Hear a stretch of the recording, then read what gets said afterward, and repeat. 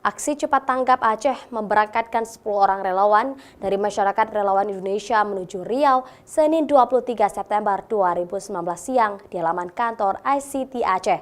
Mereka akan ikut membantu penanganan kebakaran hutan dan lahan serta dampak yang ditimbulkan akibat musibah tersebut.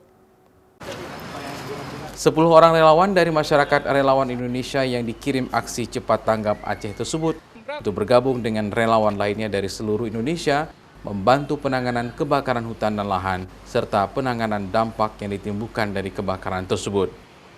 Relawan yang diberangkatkan ACT tersebut mempunyai pengalaman dan latar belakang dalam penanganan bencana di Indonesia. Di antaranya mereka mempunyai kemampuan di bidang medis, emergensi, logistik, dan driver.